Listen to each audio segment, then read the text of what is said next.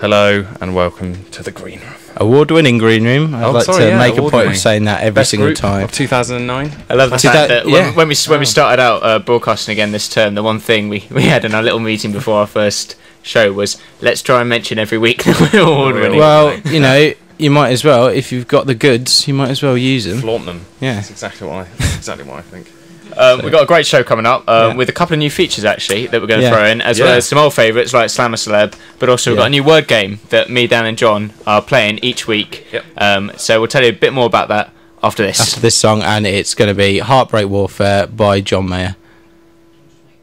That was Heartbreak Warfare by John Mayer, and he said a very naughty word, so we do apologise. Yes, okay. But John Mayer, what a hunk. Yeah, he is a bit of a hunk. Is he still with Jennifer Aniston? No, he dumped her like 2 years ago. Sorry, I'm not up to date with John. His last celebrity thing was, oh God, what's her name? Taylor Swift. How old is Taylor Swift? Don't know about our age. And how old is John Mayer? 30-something maybe. Play? He is a player. And then she wrote a song about it. Like just moaning about him. Just like, is it Love Story? I wish. No, it's called like Dear John. It's not exactly subtle. Dear John, you just listen to it hoping she's talking about you. Dear John, I love you. Is there a film called Dear John as well? Yeah, I think so. Yeah. That's based on John Mayer. John Folks. Yeah. So that was Heartbreak Warfare by John Mayer. Before you heard No Qualms. Well, great show, great guys as well. Yeah, nice guys. As I mentioned in the intro, we're playing an obscure word game. Me, Dan and John, basically, every week from now on, we're going to think of a word during the week that's really obscure that no one ever uses, or hardly anyone ever uses nowadays, and try and slip it in within the hour without the other two noticing. Yeah. It's going to be hard, though. We're trying to get like a point system. So if everyone starts on 0, and you say your word, and one of the other two notices, you lose a point, so you go down to -1. I see.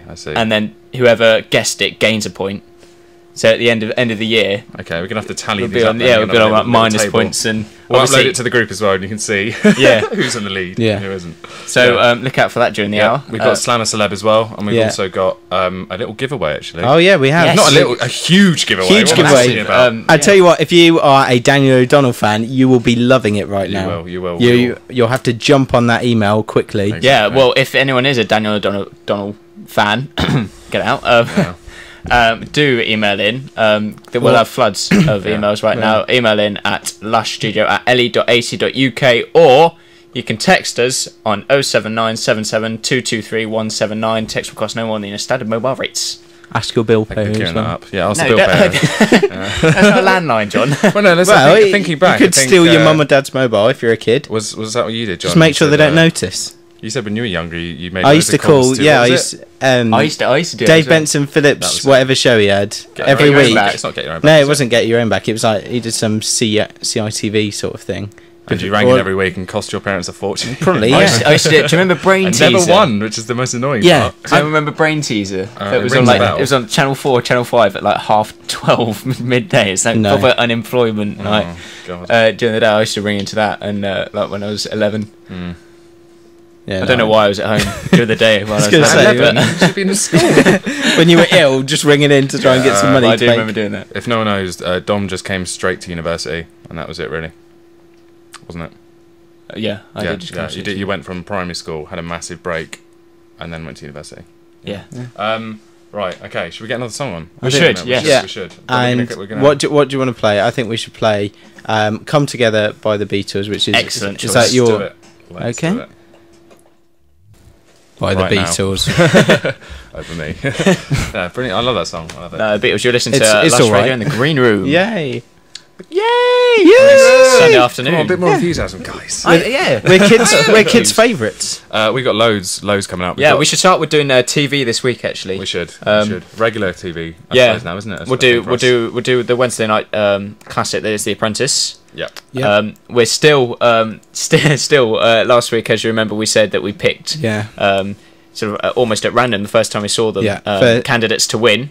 Mine went first. Yeah, Dr. Shivy. Dan's went ages ago. To be fair, like he was rubbish. The rest of the other ones, no. To be fair, when he leaves, he just goes back to his amazing job as a surgeon and just makes loads more money than he probably would. Yeah, well, surgeon, he shouldn't have gone in if he was, already making a huge amount of money as a surgeon. He probably made a bit of money out of the publicity from it. It's fine, except for last week's Who was that? It was Alex who left, wasn't it? Alex. Oh right, yeah. Alex the mole. Unemployed head of communications. I love Alex. Yeah, but he was. If he made an apple pie, it'd be oranges in there. That's not an apple pie. No, he's not a very good chef, is he? Do you want an apple pie? I tell you what, I'll put oranges in it. No, I don't want an orange pie, Alex. I want an apple pie. He thinks outside the box. He was a bit of a plonker though, and You're Fired as well. I had I couldn't even watch it. I saw a bit of it. He's just annoying. I watched about 10 minutes. He is a complete idiot. But I think one of the best You're Fires was the one that blonde woman went. What was she called? The one that stormed out when she got fired. It said "gang up on me, well done," and stormed out. She looked completely different though on You're Fired. Yeah, well, when she dyed her hair. You don't want to get noticed down the street. Exactly, she dyed her hair, and she actually seemed nice, but she's still pretty annoying. Yeah, but it's all put on a lot of the time. Yeah, that is the thing. When they go, you're supposed to be arrogant, you're supposed to be mean, you're supposed to be obnoxious. People are not. Try and make people hate you. And then they go on You're Fired and like, hello. Yeah, no, I had a really great time. Oh yeah. No, that's And so John's and my guy still in. Christopher. Mine was Stuart Bragg's the brand. The brand that is Stuart Bragg's. One of the youngest contestants in the show. 21. But also mine's one of the most monotonous contestants in the show. Although he values his pitching skills really high. Like he says, he volunteers the pitch at like every single task. Like, no, Chris, please don't pitch again. If you're pitching like Nitol to make you go to sleep, then fine. You know the one where they're in at the Manchester Trafford Centre, they had a shop, and he was trying to sell this dress, and this woman was trying it on. This looks really nice. He said, it really accentuates your figure. I was like, no. That dress made out of ties is brilliant. Yeah. You definitely don't look like a tramp in that. It sounds like Henry Kissinger, is it? No. No, just some boring old monotonous guy. Not Henry, what's he called? Can't remember. Don't know. We'll get back to you on that one. Yeah, I'll have to remember that. Yeah.